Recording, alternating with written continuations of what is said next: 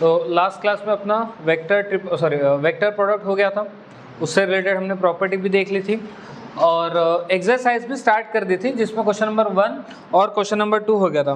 सो आज के क्लास में हम लोग उसी एक्सरसाइज को आगे कंटिन्यू करेंगे क्वेश्चन नंबर 3 के साथ, ठीक है।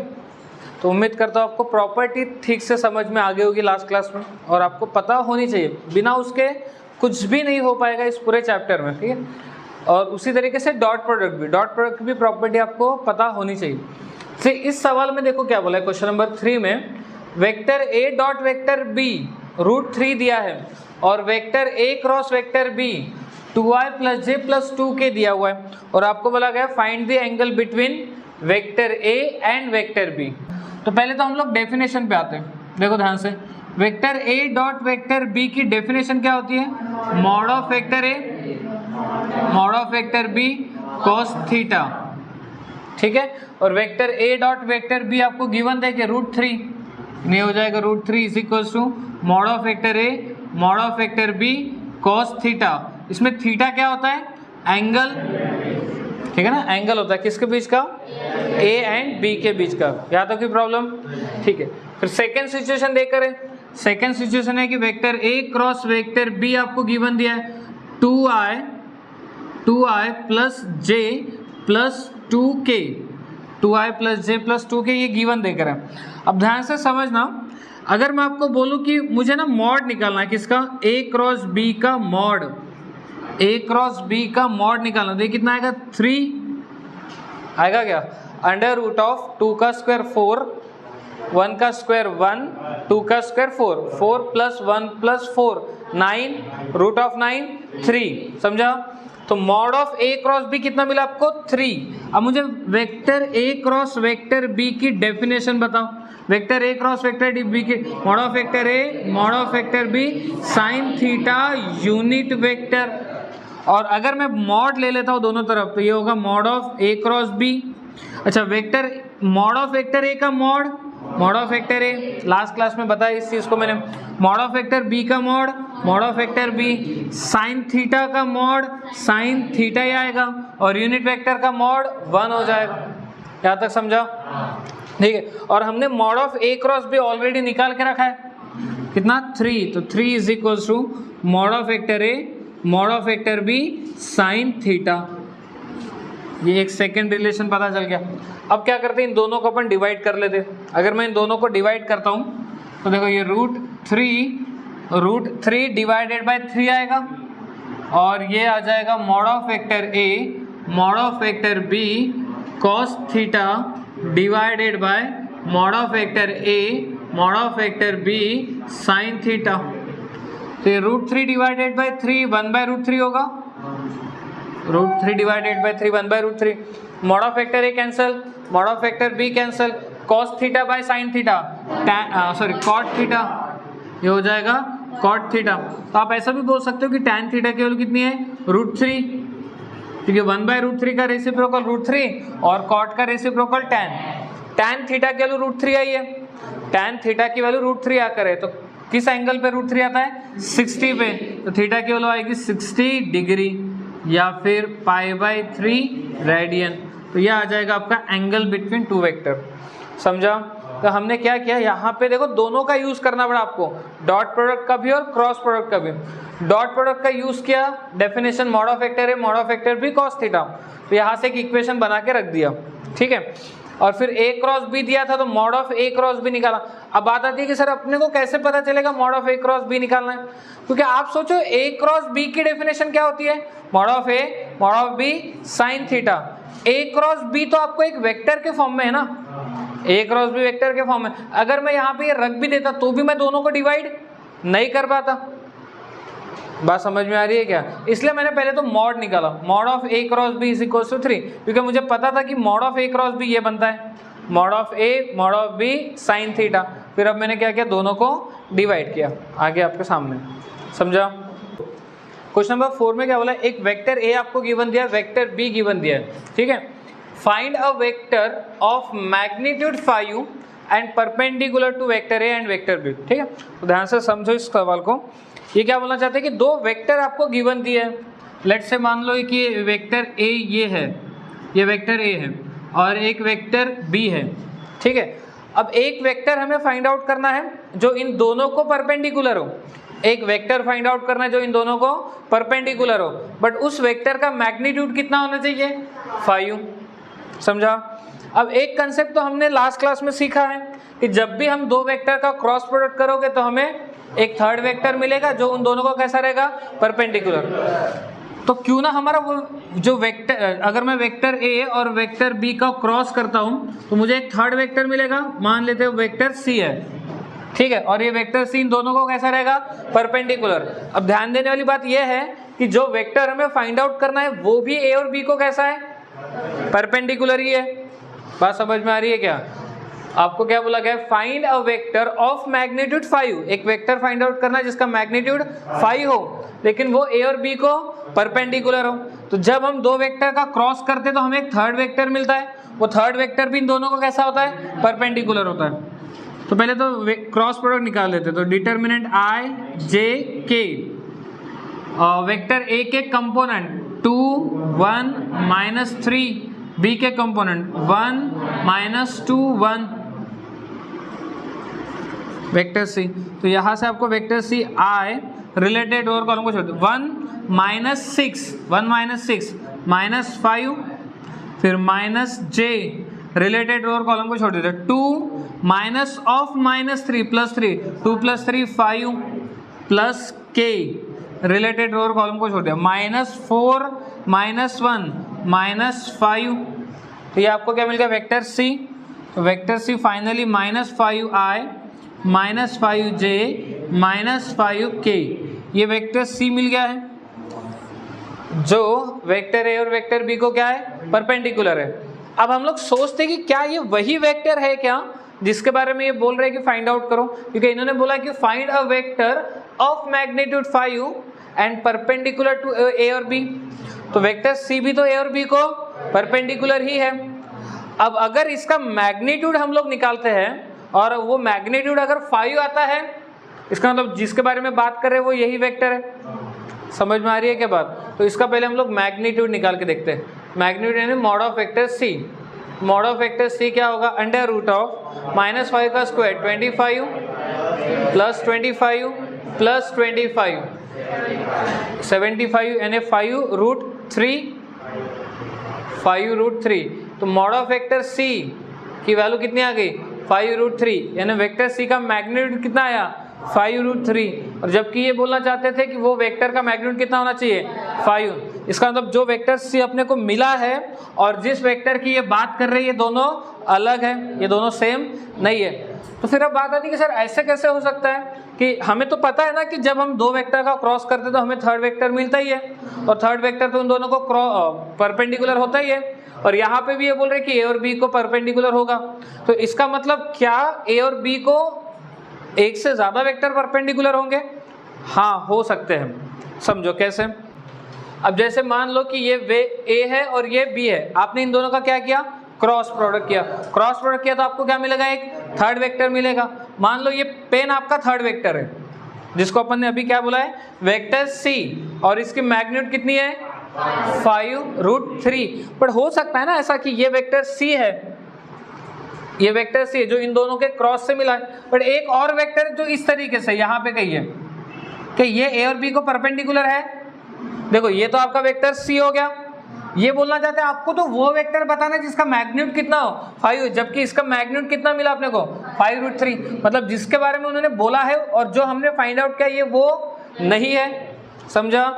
तो कोई और वेक्टर होगा, तो मान लेते कि ये कोई और वेक्टर है जो इस तरीके से है, ये ए और बी को परपेंडिकुलर है क्या? तो हो सकता है ना, ऐसा जरूर थोड़ी ना कि ए और बी को बस एक ही वेक्टर परपेंडिकुलर होगा, बहुत सारे वेक्टर हो सकते हैं। ये भी है, ये भी है, ये भी है। यहाँ अगर मैं कितने भी वेक्टर बनाऊँ तो ये सबके सब ए और बी को कैसे रहेंगे, परपेंडिकुलर होंगे। समझा क्या? पक्का? तो हमें एक कोई और वेक्टर फाइंड आउट करना है। क्या करना है अपने को, कोई और वेक्टर फाइंड आउट करना है। तो उस और वेक्टर को हम लोग बोल देते कि वेक्टर डी हमें फाइंड आउट करना है। समझा क्या? और ये वेक्टर डी का आपको क्या दिया है, मैग्नीट्यूड दिया है, यानी मॉड ऑफ वेक्टर डी अपने को दिया है 5। तो वेक्टर निकालने के लिए अपने को मैग्नीट्यूड और डायरेक्शन ही तो चाहिए। मैग्नीट्यूड है अपने पास, अगर हम लोग कोई कुछ मेहनत करके डायरेक्शन पता कर लेते तो अपना काम बन जाएगा। अब डायरेक्शन कैसे पता करें, वेक्टर डी की क्या डायरेक्शन होगी, तो सोचो फिर से उसी कंसेप्ट पे आते हैं कि ये आपका वेक्टर सी है। समझो यहाँ पे सवाल बहुत सिंपल है, कंसेप्ट समझने में परेशानी हो सकती है। ये आपका वेक्टर सी है, ये आपका वेक्टर डी है, इसकी मैग्नीट्यूड 5√3 है। जिस वेक्टर डी को हमें फाइंड आउट करना है उसकी मैग्नीट्यूड 5 है। लेकिन ध्यान से देखें तो ये भी परपेंडिकुलर है और ये भी परपेंडिकुलर है। इसका मतलब इन दोनों की डायरेक्शन सेम होगी, क्योंकि ये दोनों तो एक दूसरे को नहीं, ये दोनों आपस में पैरेलल रहेंगे। अब आपने बोला है कि डायरेक्शन सेम होगी, ऐसा जरूरी नहीं है, अपोजिट भी हो सकती है ना, क्यों अपोजिट नहीं हो सकता। मान लो ये है तो इसकी डायरेक्शन आपके तरफ जा रही है, हो सकता है कि यहाँ जो वेक्टर डी हो इसकी डायरेक्शन उधर जा रही हो या इधर भी आ रही हो, कोई बता नहीं सकते, क्योंकि ऐसा तो इन्होंने कुछ भी बोला नहीं है। तो यहाँ दो पॉसिबिलिटी बन सकती है कि जो वेक्टर सी हमने फाइंड आउट किया है और जो वेक्टर डी हमें फाइंड आउट करना है, उन दोनों की डायरेक्शन या तो सेम होगी या तो अपोजिट होगी। सेम होगी तो प्लस साइन लगेगा, अपोजिट होगी तो माइनस साइन लगेगा। बात समझ में आई क्या? अरे बोलो, समझा क्या? तो बेसिकली अपने को करना क्या है, वेक्टर सी की डायरेक्शन पता करनी है। अब आते थे कि हम लोग वेक्टर सी के डायरेक्शन पे क्यों जा रहे हैं, हमें तो वेक्टर डी की डायरेक्शन पता करनी है। बट वेक्टर सी और वेक्टर डी की डायरेक्शन तो सेम ही होगी ना, सेम होगी या फिर अपोजिट होगी। नहीं गई बात दिमाग में? क्यों ना मैं सी की डायरेक्शन पता कर लेता हूं, जो सी की डायरेक्शन रहेगी वही डी की भी डायरेक्शन रहेगी। मैं क्या बोल रहा हूँ, समझ में आ रहा है तुम्हारे? पक्का? ठीक है। तो सी की डायरेक्शन कैसे निकालें? सी की डायरेक्शन मतलब सी का unit vector C upon mod of vector C. तो वेक्टर सी है अपने पास -5i -5j -5k upon mod of vector C 5√3। अगर मैं दोनों के साथ इसको डिवाइड कर लूँ सबके साथ, ये कितना आएगा, -1/√3i -1/√3j -1/√3k। और एक काम कर रहा हूँ, ये थोड़ा कुछ अजीब दिख रहा है मुझे, तो मुझे ये दिख रहा है ना कि -1/√3 सब में से कॉमन दिखा गया, तो यहाँ पे क्या आएगा फिर i + j + k। ये आपको क्या मिल गया, सी की डायरेक्शन, वेक्टर सी की डायरेक्शन मिल गई। बट हमें ये बात पता है कि वेक्टर सी और वेक्टर डी की डायरेक्शन सेम है या फिर अपोजिट है। तो यूनिट वेक्टर डी यानी वेक्टर डी की डायरेक्शन या तो plus vector unit vector C होगा या तो माइनस यूनिट वेक्टर सी होगा। समझा क्या? अगर दोनों की डायरेक्शन सेम होगी तो प्लस, और अगर दोनों की डायरेक्शन अपोजिट होगी तो माइनस। समझा? तो यूनिट वेक्टर डी अब अपने को मिल जाएगा plus minus, unit vector C क्या, -1/√3i + j + k। अच्छा, अब ये भी परेशानी होगी, अगर आप प्लस से माइनस को मल्टीप्लाई करोगे तो माइनस, और माइनस से मल्टीप्लाई करोगे तो प्लस, यानी इनडायरेक्टली आपको प्लस माइनस ही मिलने वाला है। समझा क्या? +(1/√3i + j + k। को ये तो नहीं सोच रहे कि ये माइनस कहाँ गया, पहले अपन ने माइनस, ये प्लस से माइनस को मल्टीप्लाई कर लिया, क्या मिला, माइनस। ये देखो माइनस वाली टर्म, फिर माइनस से माइनस को मल्टीप्लाई किया तो क्या मिलेगा, प्लस। तो ये क्या पता चल गया अपने को, यूनिट वेक्टर डी मतलब क्या, डी की डायरेक्शन। वही तो चाहते थे हम लोग, डी की डायरेक्शन ही होना था अपने को, क्योंकि मैग्नेट तो था। तो वेक्टर डी क्या होता है, mod of vector D into unit vector D. तो मॉड ऑफ वेक्टर डी 5 है और ये है, तो ये +(5/√3i + j + k। ये आ गया आपका वेक्टर डी। समझा? और बोलो समझा क्या? चलो एक सवाल पे आते हैं, क्वेश्चन नंबर 5 का फर्स्ट। ये क्या कहना चाहते हैं कि वेक्टर u और वेक्टर v का डॉट प्रोडक्ट आपको फाइंड आउट करना है।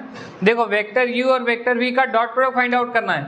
गिवन दिया है वेक्टर u का मॉड, वेक्टर v का मॉड और vector u cross vector v का मॉड गिवन दिया है, मतलब कहीं ना कहीं क्रॉस प्रोडक्ट दिया है और फाइंड आउट करने के लिए क्या बोला है, dot product. Vector u dot vector v की definition mod of vector u mod of vector v cos theta, जिसमें से हमारे पास मॉड ऑफ वेक्टर u तो है 2, मॉड ऑफ वेक्टर v भी है 5, क्या नहीं है कॉस थीटा।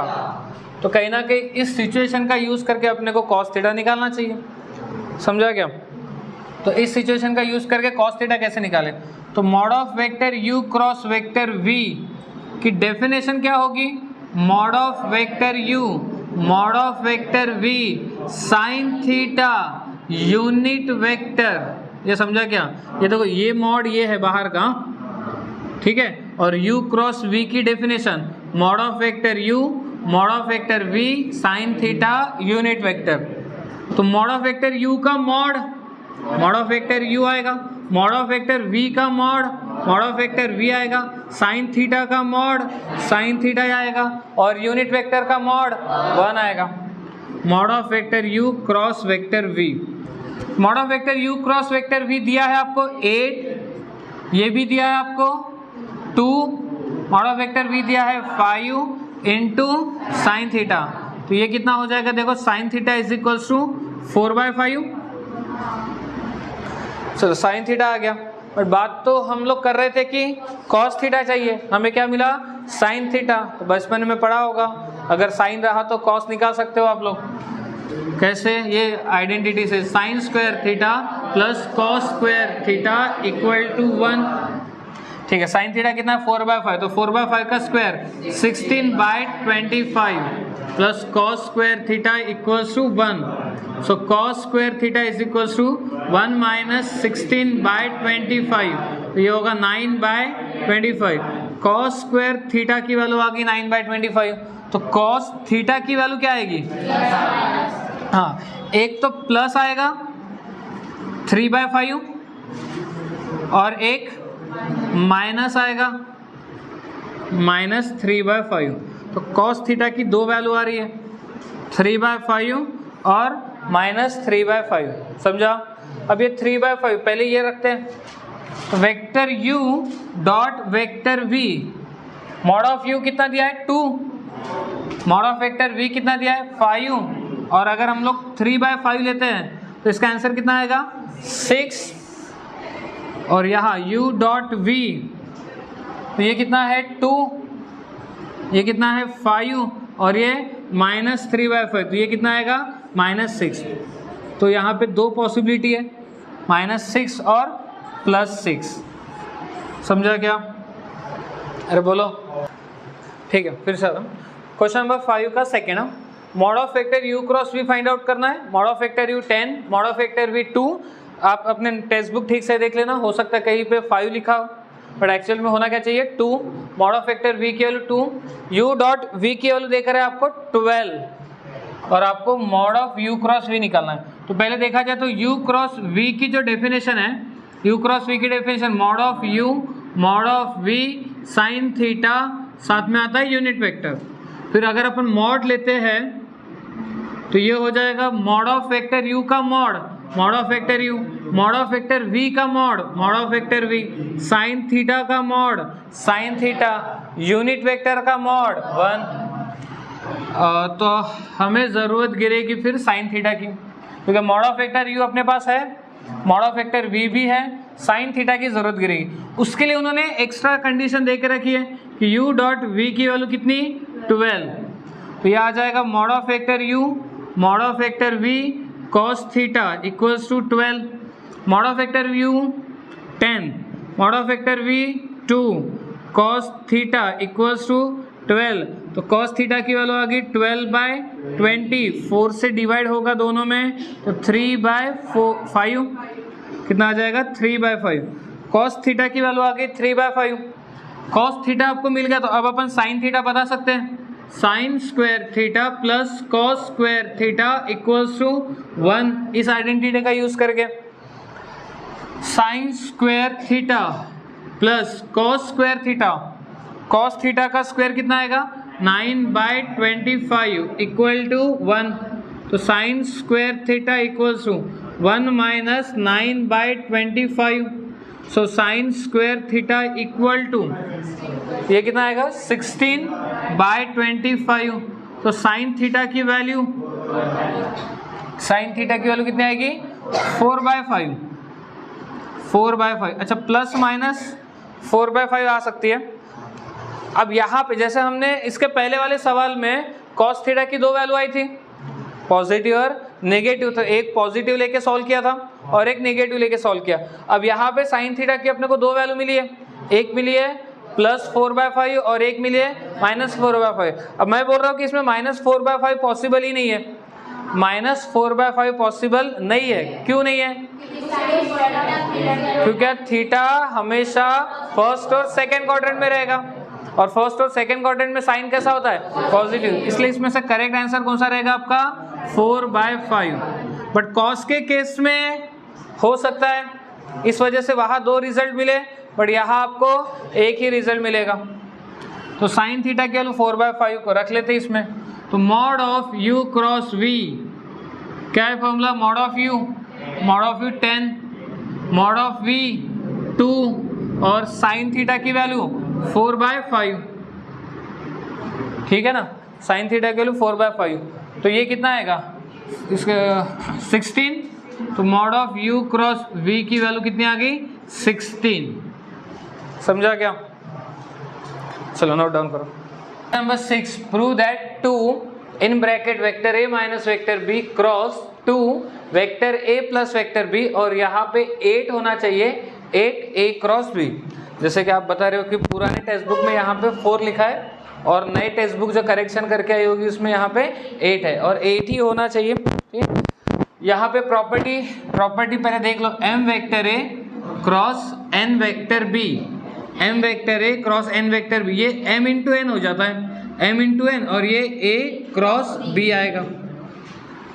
तो यहाँ अगर हम लोग लेते हैं लेफ्ट हैंड साइड अगर लेते हैं तो 2 इंटू 2 ये 4 हो जाएगा और ब्रैकेट में आएगा a minus B cross a plus B, a minus B cross a plus B. ठीक है, अब आपको मल्टीप्लाई करना, जैसे अपन ब्रैकेट मल्टीप्लाई करते वैसे vector a cross vector a, vector a cross vector a, फिर आएगा vector a cross vector b plus vector a cross vector b minus, फिर आएगा b क्रॉस a माइनस, फिर आएगा b क्रॉस b।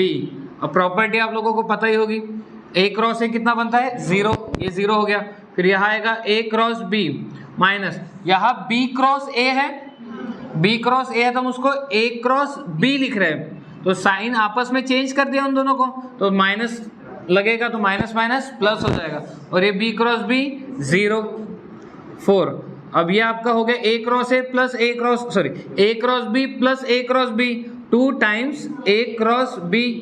ये समझा कैसा है? ऐड हुआ है बेसिकली, 2 इंटू 4 8, ये आएगा 8a cross b is equals to right hand side. ठीक है, तो टेक्स्ट बुक में यहाँ पे मिस्टेक है 4 लिखा हुआ है, तो वो मिस्टेक को करेक्ट कर लेते हैं। नंबर 11 पे आते हैं। क्वेश्चन नंबर 11 में क्या बोला है? a b c d are 4 distinct vector. Distinct का मतलब डिफरेंट, मतलब ये चारों भी वेक्टर इक्वल तो नहीं है, मतलब vector a is not equals to vector b, is not equals to vector c, is not equals to vector d। ये चारों वेक्टर इक्वल नहीं है, पहले ये बात इनमें बताई गई है। और फिर कुछ कंडीशन देकर रखी है कि vector a cross vector b is equals to vector c cross vector d, और दूसरी कंडीशन देकर है vector a cross vector c equals to vector b cross vector d। और आपको प्रूव करना है vector a minus vector d is parallel to vector b minus c। अब देखो पैरेलल हम लोगों ने वेक्टर के स्टार्टिंग में ये देखा था कि अगर दो वेक्टर पैरेलल तो उनका आपस में कुछ ऐसा रिलेशन बनता है, vector a is equals to lambda vector b, याद है क्या? तो ये आपको क्या बता रहा है कि दो वेक्टर कैसे पैरेलल है, या फिर कोलिनियर वर्ड भी यूज करते हैं। एक तरीका ऐसा भी था कि आप ना उन कंपोनेंट का रेशो देख लो, a1/a2 is equals to b1/b2 is equals to c1/c2। अगर ये रेशो से पता चल जाता था वो पैरेलल है या नहीं है। बट प्रॉब्लम यहाँ पे क्या आएगी, अब अगर मुझे ये शो करना है कि a माइनस डी ये पैरेलल है किसके साथ, b माइनस सी के साथ, तो मुझे ये बात पता करनी होगी कि a माइनस डी का कुछ रिलेशन बन रहा होगा किसके साथ, b माइनस सी के साथ, कुछ इस तरीके का रिलेशन। अगर ऐसा कुछ रिलेशन बन गया मतलब ये a माइनस डी और b माइनस सी क्या है पैरेलल वेक्टर है, ठीक है। अब कंपोनेंट तो निकाल नहीं सकते, कंपोनेंट तो है ही नहीं ना यहाँ पे कहीं पे भी, तो ये वाला तो अपने किसी काम में नहीं आएगा, तो काम में ये आ सकता है आपको। अच्छा, एक तरीका और है, अगर आप क्रॉस प्रोडक्ट की डेफिनेशन को ध्यान से समझो तो क्रॉस प्रोडक्ट की डेफिनेशन क्या कहती है, mod of vector A mod of vector B sine theta unit vector.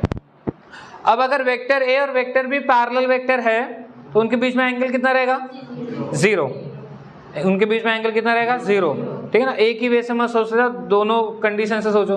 Parallel है तो एंगल 0 तभी होगा जब दोनों की डायरेक्शन सेम होगी। तो पैरेलल में डायरेक्शन सेम भी हो सकती है, अपोजिट भी हो सकती है। सेम है तो एंगल 0, अपोजिट है तो एंगल 180। हालांकि दोनों ही केसेस में साइन आपको रिजल्ट 0 ही देता है, साइन 0 डालने पे 0 आएगा, 180 डालने पे भी 0 आएगा। तो vector A cross vector B की वैल्यू अगर 0 आती है तब भी हम बोल सकते हैं कि दोनों वेक्टर क्या है, पैरेलल है। तो देखो पैरेलल के लिए अपने पास काफी सारे तरीके हो गए। आप तो जिन दोनों को आपको पैरेलल शो करना है उनका आपस में कुछ रिलेशन बना लो, या उनके कंपोनेंट का रेशो सेम आना चाहिए, या तो फिर उनका क्रॉस प्रोडक्ट 0 आना चाहिए, क्रॉस प्रोडक्ट 0 आना चाहिए। समझा क्या? तो हम लोग बोल सकते हैं कि वो क्या है, पैरेलल वेक्टर है। क्या शो करना है, हमें शो करना है कि a माइनस डी पैरेलल है किसके साथ, b माइनस सी के साथ। अब ये a minus D b minus C कैसे बनेगा, देखो अगर आप ठीक से ऑब्जर्व करोगे ना तो यहाँ a क्रॉस b है और यहाँ a क्रॉस c है, यहाँ c क्रॉस d है और यहाँ b क्रॉस d है। तो इन दोनों में सेम है आपका वेक्टर a और इन दोनों में सेम है आपका वेक्टर d। तो अगर मैं इसमें से माइनस कर लूँ, इक्वेशन 1 माइनस इक्वेशन 2 कर लूँ, इक्वेशन 1 माइनस इक्वेशन 2, 1 माइनस 2, तो a क्रॉस b माइनस होगा a cross c, a cross b minus होगा a cross c, c cross d minus होगा b क्रॉस d। समझा? यहां से देखो आप a क्रॉस कॉमन निकाल सकते हो, तो क्या बचा यहाँ पे b माइनस सी, और यहां से देखो क्रॉस d कॉमन निकल रहा है, बट ये ध्यान से क्रॉस d कॉमन निकल रहा है, तो क्या बचेगा c माइनस बी। अब देखो परेशानी कहाँ पे हो सकती है, मान लो अपने पास कुछ ऐसा है x into Y plus Y into Z लिखा है, तो मैं अगर y कॉमन निकालूं तो मैं ऐसे भी लिख सकता हूँ x प्लस जेड, ऐसे भी लिख सकता हूँ, या फिर मैं इसको ऐसे भी लिख सकता हूँ x plus Z into Y. समझा क्या? बात समझ में आई? तो यहाँ पे क्या होगा ना, y को मैंने पहले लिखा है, y को मैंने बाद में लिखा, तो कोई फर्क यहाँ नहीं गिरता है क्योंकि ये एक नंबर से स्केलर से ही है, बट यहाँ पे वैसा नहीं चलेगा। अगर हम लोग यहाँ देखो पहले एक कौन है, a क्रॉस है, और यहाँ पे भी पहले में कौन है, a क्रॉस है, तो हमने क्या किया a क्रॉस कॉमन निकाला तो पहले लिखा जाएगा, बाद में क्या आएगा b माइनस सी। यहाँ पे क्रॉस d बाद में है, वो कॉमन निकला तो उसको बाद में लिखा जाएगा। अगर आपने इसको पहले लिख दिया और इसको बाद में लिख दिया तो गलत हो जाएगा, क्योंकि यहाँ पे आप समझ रहे हो अगर वेक्टर को, तो a क्रॉस b लिखना और b क्रॉस a लिखने में फर्क है, दोनों इक्वल नहीं हो सकते। समझा क्या? इसलिए डायरेक्शन का यहाँ पे ध्यान रखना। अब देखो हुआ क्या, अगर मैं इस चीज को इधर लेके आता हूँ, इस पूरे टर्म को इस साइड लेके आता हूँ, तो ये हो जाएगा a क्रॉस b माइनस सी है, और इसको अगर इधर लेके आता हूँ तो minus c minus b cross d है, और इक्वल टू में क्या आ जाएगा 0, इक्वल टू में आ गया 0। अब ध्यान देने वाली बात है कि यहाँ पे क्या है b माइनस सी, और यहाँ क्या है c minus b, b minus C और c माइनस b। तो हम चाहेंगे कि दोनों ब्रैकेट में चीजें सेम रहे, यहाँ b माइनस सी है तो यहाँ पे भी b माइनस सी रहना चाहिए, तो b माइनस सी है, तो यहाँ पे से मैं क्या करता हूँ माइनस कॉमन लेता हूँ, तो माइनस कॉमन लेकर तो बाहर प्लस बन जाएगा, तो यहाँ क्या आएगा फिर b minus C cross d equal to 0। अब देखो ध्यान से b माइनस सी है, b माइनस सी है, b माइनस सी है तो कॉमन निकाल सकते हैं, निकाल सकते हैं। गधे हो तुम लोग, मतलब कितना भी तुमको सर पटक के बोलो तुम्हारे दिमाग में नहीं जाती बात। निकलेगा क्या कॉमन? क्यों? हाँ, अलग अलग पोजीशन पे, यहाँ पे देखोगे तो b क्रॉस सी सेकेंड प्लेस पे, और यहाँ देखोगे तो b क्रॉस सी फर्स्ट प्लेस पे। या तो इसको फर्स्ट प्लेस पे लेके आ जाओ या तो फिर इसको सेकंड प्लेस पे लेके चले जाओ। अरे देखो ना, यहाँ हमने ए क्रॉस इसीलिए कॉमन निकाला है क्योंकि ए क्रॉस फर्स्ट प्लेस पे था और यहाँ पे ये देखो सेकंड प्लेस पे था, इसलिए ये इजीली कॉमन निकल गया। अगर गलती से ये ए इधर होता और ये बी इधर होता तो अब ए क्रॉस कॉमन नहीं निकाल सकते थे, फिर हमको वही करना होता कि इसको इधर लेके आना पड़ता। समझ में आ रहा है क्या? कुछ तो दिमाग का यूज किया करो, दिमाग खोल के सुना करो। बताने के बाद अब भी 10 सेकंड पहले बताया कि हम तभी कॉमन निकाल सकते हैं जब वो सेम पोजीशन पे हो, फिर भी वही हाल है। निकाल सकते हैं क्या बी माइनस सी कॉमन? नहीं निकाल सकते। तो क्या करें कि इसको चेंज करें, इसको इधर लेके आए। हाँ, क्योंकि हमें क्या लाना है, a माइनस डी लाना है ना, a माइनस डी लाना है तो अपन इनको ही आपस में क्या करते हैं, चेंज करते। तो a क्रॉस b माइनस सी है, अगर इन दोनों को आपस में चेंज करूंगा तो माइनस लगेगा, तो इधर में क्या आएगा, d cross b minus C आएगा। समझा कुछ? अब देखो b minus C second place पे है, कॉमन निकल जाएगा, तो cross b minus C common. तो क्या बचा पहले ब्रैकेट में, vector a minus vector d equal to 0। तो ध्यान से देखो, vector a minus vector d का cross vector b minus vector c के साथ कितना आया, 0 आया। इसका मतलब ये दोनों कैसे है, ठीक है। अब फिर से सुनो, तुम लोग आधा अधूरा नॉलेज रखते हो। Vector a cross vector b की वैल्यू 0 कब कब आती है? वेक्टर, इसमें मैंने लिखा के दिया है कि अगर वेक्टर a 0 होगा या फिर वेक्टर b 0 होगा तब भी इनके क्रॉस प्रोडक्ट की वैल्यू 0 आएगी, या सेकंड सिचुएशन की अगर ये दोनों एक दूसरे को पैरेलल है तब भी 0 आएगी। तो अब अपन यहाँ पे क्या कंक्लूजन पे निकले कि a minus D cross b minus C की वैल्यू 0 आ रही है। तो इससे आप बोल रहे हो कि a माइनस डी और b माइनस सी पैरेलल है। मेरा सवाल यह है कि a माइनस डी 0 क्यों नहीं हो सकता है? a माइनस डी 0 भी तो हो सकता है, या b माइनस सी 0 भी तो हो सकता है। तो बताओ ये 0 कब हो सकते हैं? ये जब दोनों सेम होंगे।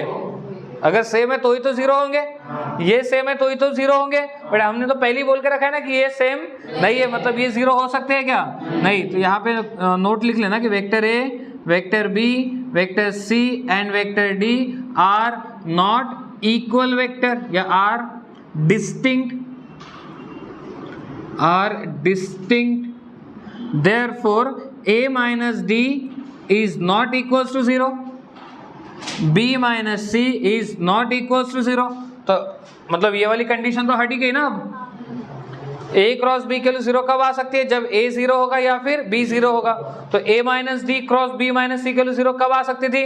जब a माइनस डी 0 होगा या b माइनस सी 0 होगा। बट हमने तो डिनाई कर दिया कि नहीं, a माइनस बी और b माइनस सी तो 0 नहीं हो सकता है। समझा क्या?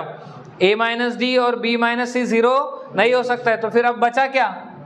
यही सेकंड सिचुएशन ही बची है। तो ये दोनों कैसे होंगे फिर? पैरेलल होंगे। तो a minus D and b minus C are parallel vector. समझा क्या? नंबर 12 में क्या बोला गया? वेक्टर a आपको गिवन है, वेक्टर c गिवन है। Find a vector b satisfying a cross b is equals to vector c and a dot b is equals to 3। ठीक है, अपने को क्या बोला गया? वेक्टर a आपको गिवन है, वेक्टर c गिवन है, एक वेक्टर b फाइंड आउट करना है। वो वेक्टर b जो है इस और इसको सेटिस्फाइड कर रहा है, इन दोनों कंडीशन को क्या कर रहा है? सेटिस्फाइड कर रहा है। अब फिलहाल पता नहीं है अपने को कि वेक्टर b क्या है। वेक्टर b फिलहाल अपने को पता नहीं, तो मान लेते कि वेक्टर b क्या है? xi plus yj plus zk। तो basically vector b find out करना है तो हमें किसके लिए निकालनी होगी? x y z। अब क्या क्या कंडीशन आपको गिवन देके है कि a क्रॉस b ये वेक्टर c के इक्वल में है।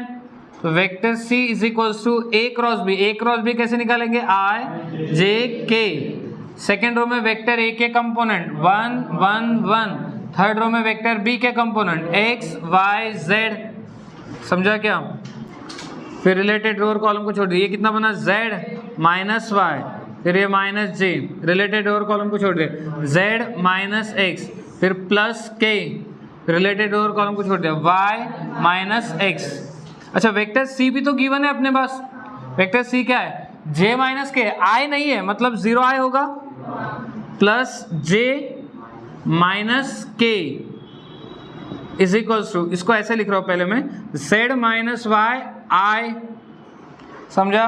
और यहाँ देखो आई सॉरी जो j है इसका कंपोनेंट 1 है, पॉजिटिव है, और यहाँ देखा जाए तो j का कंपोनेंट नेगेटिव है, j का कंपोनेंट क्या है, नेगेटिव। तो अगर मैं यहाँ से माइनस कॉमन निकालता तो ये क्या बन जाएगा, प्लस, तो यहाँ पे क्या बचेगा फिर x माइनस जेड जे, समझाएगा ऐसा क्यों करा, क्योंकि जब मैं कंपैरिजन करूंगा तो इजी जाए कंपैरिजन। और यहाँ k का कंपोनेंट क्या है, माइनस है, और यहाँ प्लस है। अगर मैं यहाँ से माइनस कॉमन लेता हूँ तो ये क्या बचेगा, x माइनस वाई के आ जाएगा। अब ये साइड एक वेक्टर है, ये साइड भी एक वेक्टर है, और ये दोनों वेक्टर कैसे इक्वल है, दोनों वेक्टर इक्वल मतलब इनके कंपोनेंट इक्वल आएंगे। कंपोनेंट मतलब i का कंपोनेंट z माइनस वाई, और उधर i का कंपोनेंट 0, मतलब z माइनस वाई की वैल्यू जो आएगी 0 आएगी। इधर j का कंपोनेंट x माइनस जेड, हाँ 1 आएगा। अब यहाँ ध्यान से देखो, इधर k का कंपोनेंट -1 है, इधर k का component minus x minus Y है, तो x माइनस वाई की वैल्यू कितनी होगी, 1 होगी। समझ में आया क्या, x माइनस वाई, इसकी जो वैल्यू आएगी ये 1 आएगी, समझा क्या। तो यहाँ से तो अपने को 3 इक्वेशन दिखाई दे ही रहे ना। इस पे आते हैं, a dot b is equal to कितना दिया है 3, a और b का डॉट निकालते हैं, a और b का डॉट, तो ये 1 into X, X plus 1 into Y, Y plus 1 into Z, Z, इसके वैल्यू कितनी आएगी 3। अब देखो कैसे कुछ कर सकते हैं क्या, यहाँ से देखो, यहाँ से आपको ये पता चल जाएगा कि z और y इक्वल है, z और y इक्वल है, ठीक है। और इसका मतलब मैं किसी एक वेरिएबल में कन्वर्ट करने का सोच रहा हूँ। अगर मैं z के जगह क्या डाल दूँ, y, तो यहाँ y आएगा, यहाँ पे भी y आएगा। अब मैं ये सोच रहा हूँ कि मैं x के जगह भी y कैसे पुटअप करूँ, तो हाँ यहाँ से अपने को x इज इक्वल टू कितना मिलेगा, 1 प्लस वाई, समझा क्या। तो देखो मैं इस इक्वेशन का यूज करके, इस इक्वेशन का यूज करके, और ये वाला इक्वेशन, इसको नंबर देते लगे तो 1, इसको 2 बोल दिया, ये 3 और ये 4। किस किस इक्वेशन का यूज करने वाले, इक्वेशन 1, 3 एंड 4, 1, 3 एंड 4, 1, 3 एंड 4 से x के जगह क्या डालेंगे, 1 प्लस वाई, y को y ही रहने देंगे, और z की जगह क्या डालेंगे, y इज इक्वल्स टू 3, तो ये 1 उधर जाएगा तो 2 आएगा, y plus Y plus Y, तो ये कितना होगा 3y इज इक्वल्स टू 2, तो y की वैल्यू 2/3, y की वैल्यू कितनी आ गई 2/3। जैसे आपको y की वैल्यू पता चल गई, y की वैल्यू 2/3 है, और y और z तो इक्वल है, मतलब z की वैल्यू भी कितनी आएगी फिर 2/3, z की वैल्यू आ गई। अब क्या रह गया, x निकालने का रह गया, तो x इज इक्वल्स टू कितना है, 1 प्लस वाई है, x is equals to 1 plus Y, y की वैल्यू 2/3, तो ये कितना बनेगा 5/3, तो यहाँ से आपके x की वैल्यू भी आ गई। यही चाहते थे ना हम लोग, x y z आ गया, तो वेक्टर b अब बता सकते हैं। वेक्टर b है आपका x मतलब 5/3i, y है आपका 2/3, तो 2/3j, और z है आपका 2/3, तो ये आएगा 2/3k, तो ये आ गया आपका वेक्टर b, समझा। नंबर 13 में क्या बोला है, वेक्टर a आपको फाइंड आउट करना है, और कुछ कंडीशन आपको गिवन देकर है। वेक्टर a का क्रॉस i के साथ plus 2 vector a minus 5 vector j equals to 0 देकर, ठीक है ना। इस टाइप का सवाल है, अगर आपके क्वेश्चन में या आपके टेक्स्ट बुक में प्रिंट मिस्टेक हो तो उसको करेक्शन कर लेना। Vector a cross i plus 2 vector a minus 5 vector j equal to 0 है। चलो सॉल्यूशन पे ध्यान दो, हमें क्या फाइंड आउट करना है, वेक्टर a। तो मान लेते हैं कि वेक्टर a है आपके पास xi plus yj plus zk, ये वेक्टर a गिवन देख रहा है आपको। तो आपको ये कंडीशन गिवन देख रहे हैं ना, कि वेक्टर a का क्रॉस i के साथ plus 2 vector a minus 5 vector j, इसकी वैल्यू कितनी है 0 है, और आपको क्या फाइंड आउट करना है, वेक्टर a फाइंड आउट करना है, मतलब बेसिकली x y z की वैल्यू फाइंड आउट करना है। अगर x y z की वैल्यू मिल जाती है तो आपका वेक्टर a भी आ जाएगा। तो पहले तो हम लोग ये वेक्टर a का क्रॉस कर लेते हैं i के साथ। उम्मीद करता हूँ आपको क्रॉस प्रोडक्ट तो आता होगा। Determinant i j k, second row में वेक्टर ए के component x y z, third row में वेक्टर i के कंपोनेंट। अब वेक्टर i के सामने कुछ नहीं मतलब 1 है, j वहां पे नहीं है मतलब 0, k भी नहीं है मतलब 0, समझा क्या? तो फिर ये i लिया, रिलेटेड रो और कॉलम को छोड़ दिया, ये तो आपका 0 बन गया। फिर माइनस j लिया, रिलेटेड रो और कॉलम को छोड़ दिया, ये आपका 0 माइनस z, और प्लस k लिया और रिलेटेड रो और कॉलम को छोड़ दिया, ये 0 माइनस y हो जाएगा। तो ये तो आपका 0 बन गया, 0 माइनस z, ये प्लस z j आएगा, प्लस वैसे भी नॉर्मली अपन लिखते नहीं है, और ये कितना आएगा माइनस y k। ये क्या मिला आपको? Vector a cross i। यहाँ तो कोई प्रॉब्लम? अब उसके बाद ये भी फाइंड आउट कर लेते हैं कि 2 vector a minus 5 vector j क्या होगा। 2 वेक्टर a मतलब वेक्टर a को 2 से मल्टीप्लाई, तो 2xi plus 2yj plus 2zk minus 5j। अब इसमें से ये 2xi की टर्म रहने देते हैं। यहाँ देखो 2yj है माइनस 5j है, 2yj माइनस 5j, तो यहाँ से j कॉमन, तो 2y माइनस 5j, समझा? और ये प्लस 2zk, ये क्या मिला अपने को? 2 vector a minus 5 vector j।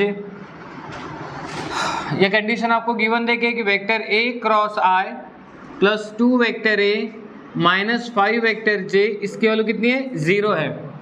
Okay, so vector a cross i क्या है? z j minus y k plus 2 vector a minus 5j, 2 vector a minus 5j, ये कितना आया? 2xi plus bracket 2y minus 5j plus 2zk equal to 0, समझा? से आप देखो पहले तो i की टर्म कहाँ दिख रही है आपको? ये एक ही है, तो इसको 2xi लिख लेते हैं। उसके बाद देखो j की टर्म कहाँ दिखाई दे रही है? ये j की टर्म है और ये भी j की टर्म है। अगर मैं j कॉमन लेता हूँ तो यहाँ से क्या बचा? z plus 2y minus 5j आएगा, और फिर k की टर्म देखो, ये भी k की टर्म है और इधर ये भी k की टर्म है। अगर k कॉमन लेता हूँ तो माइनस y प्लस 2zk आएगा इक्वल टू 0। अच्छा, ध्यान देने वाली बात कि ये इस साइड में एक वेक्टर मिला है आपको, ये क्या एक वेक्टर है ना? i दिखाई दे रहा है, j दिखाई दे रहा है, ये क्या एक वेक्टर है, और ये वेक्टर किसके इक्वल में है? 0 के इक्वल में। एक्चुअली 0 वेक्टर के इक्वल में होता है। अब समझ रहे हो, कोई भी वेक्टर किसी वेक्टर के इक्वल में रहेगा ना, कोई वेक्टर नंबर के इक्वल में तो नहीं होगा। तो वो कह रहे हैं कि इसकी वैल्यू किसके बराबर में? 0। तो बेसिकली क्या बोलना चाहते हैं? 0 वेक्टर बोलना चाहते हैं। अब 0 वेक्टर का मतलब क्या होगा? 0i plus 0j plus 0k। तो कंपेयर कर लेते हैं, i का कंपोनेंट 2x, इधर में i का कंपोनेंट 0, यानी x की वैल्यू कितनी होगी? 0, समझा? इधर j का कंपोनेंट क्या है? z प्लस 2y माइनस 5, और इधर में j का कंपोनेंट 0, तो इसको अपन यहाँ से एक इक्वेशन बना लेते हैं, z plus 2y is equals to 5, और यहाँ से भी एक इक्वेशन बनेगा, minus y plus 2z is equals to कितना आएगा? 0 आ जाएगा, समझा क्या? तो यहाँ से आपको y की वैल्यू कितनी मिली? 2z, तो यहाँ रख लेते फिर, तो y की वैल्यू 2z, 2z इंटू 2, तो 4z इज इक्वल्स टू 5, तो 5z इज इक्वल्स टू 5, यानी z की वैल्यू कितनी आ गई? 1, z की वैल्यू 1 आ गई, तो y की वैल्यू कितनी आएगी फिर? 2। तो इस तरीके से आपको x y z की वैल्यू मिल गई। x y z की वैल्यू मिली तो आपको वेक्टर a पता चल जाएगा। x कितना है? 0, तो ये तो 0 हो गया। y कितना है? 2, तो ये 2j हुआ है, और z कितना है? 1, तो ये 1k, यानी कि k हो जाएगा। ये आपको क्या मिला? वेक्टर a, समझा क्या? Note down. क्वेश्चन नंबर 14 में vector a dot vector b is equals to mod of vector a cross vector b given देकर है, vector a dot vector b के लिए लेस देन 0 देकर है। यहाँ इस सवाल को सॉल्व करने के लिए आपको डॉट और क्रॉस दोनों की प्रॉपर्टी ठीक से पता होनी चाहिए। जैसे यहाँ इन्होंने बोला है कि वेक्टर a और वेक्टर b का डॉट जो है लेस देन 0 आ रहा है, लेस देन 0 आ रहा है मतलब नेगेटिव आ रहा है, नेगेटिव आ रहा है मतलब थीटा कहाँ होगा? सेकेंड क्वाड्रेंट में, समझा? ये अपने को गिवन देखे ना कि vector a dot vector b का mod equals to vector a cross vector b का मॉड। अच्छा, vector a dot vector b की डेफिनेशन पता है क्या? Vector a mod of vector A mod of vector B cos theta, फिर ये mod, और vector A cross vector B की definition mod of vector A mod of vector B sine theta unit vector. समझा? पहले ये बताओ vector A का mod कितना आएगा, मॉड ऑफ वेक्टर ई आएगा, मॉड ऑफ वेक्टर बी का मॉड कितना आएगा, मॉड ऑफ वेक्टर बी आएगा, कॉस थीटा का मॉड कितना आएगा, कॉस थीटा का मॉड कितना आएगा।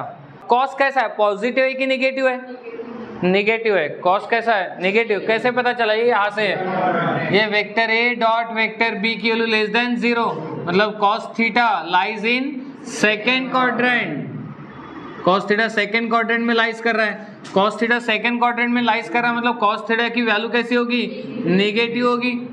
समझा क्या? तो कॉस थीटा की वैल्यू नेगेटिव है, तो नेगेटिव है तो वो किसके साथ ओपन होगा, नेगेटिव के साथ ओपन होगा। कुछ बात दिमाग में गई क्या? पक्का? इधर देखते हैं, मॉड ऑफ वेक्टर ए का mod, mod of vector A mod of vector B का mod, mod of vector B sine theta का मॉड। क्यों?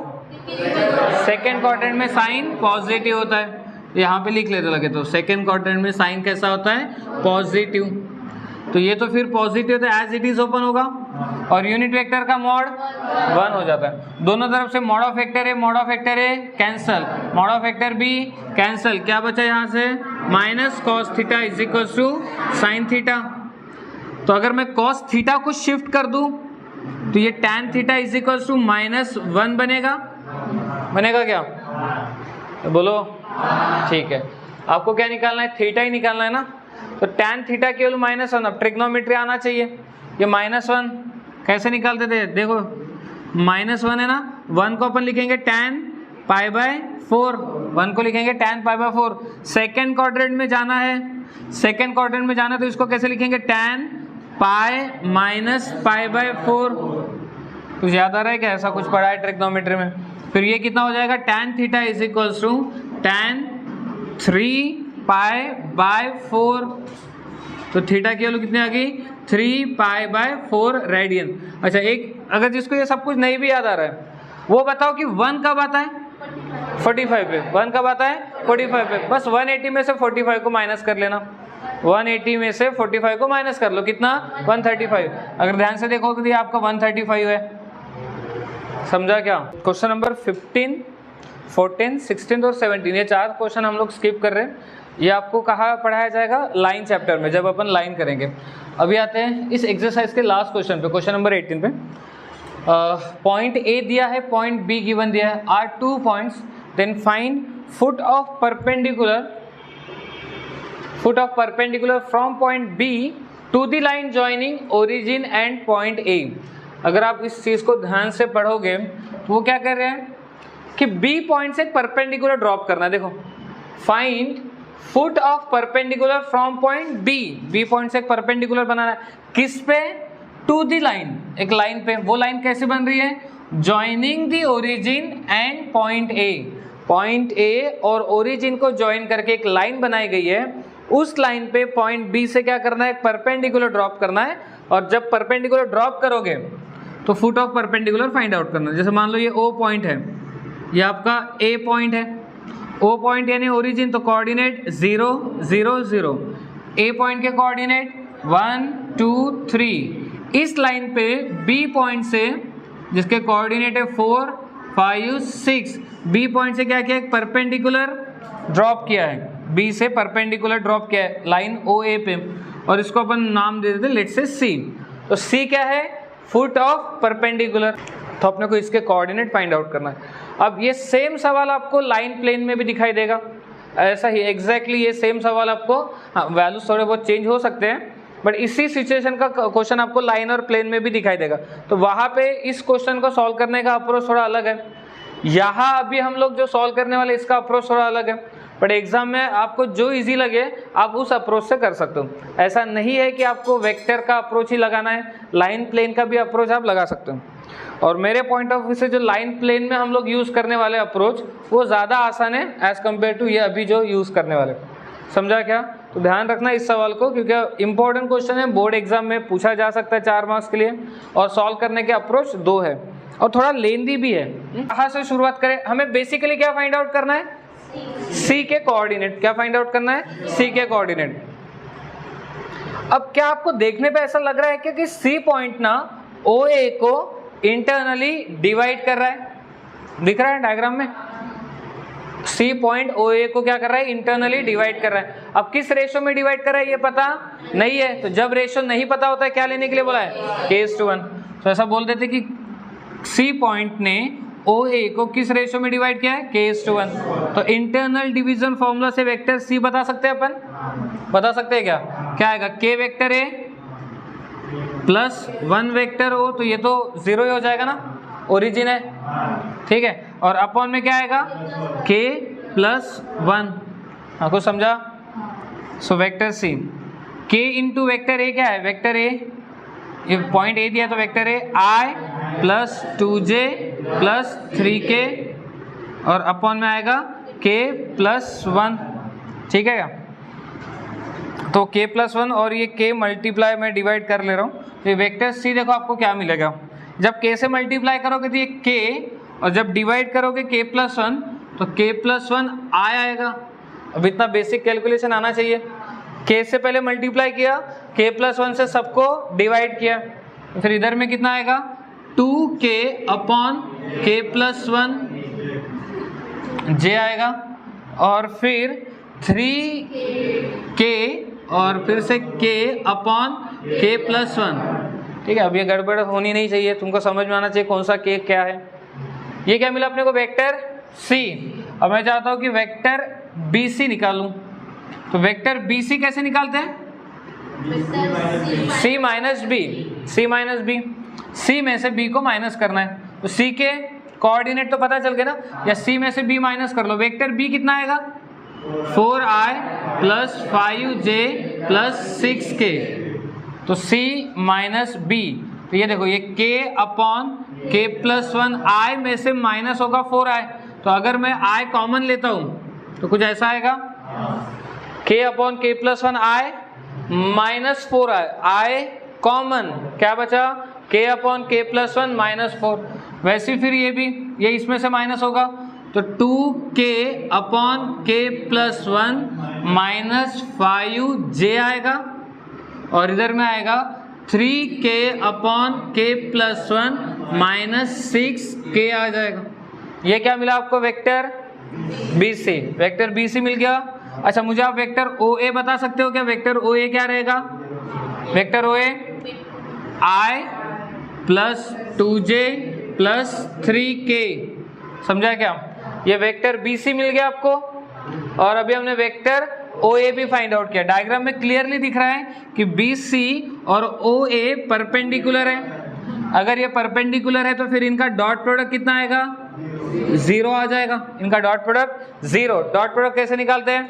I कंपोनेंट को मल्टीप्लाई, OA का I कंपोनेंट 1 और इसका I कंपोनेंट ये है।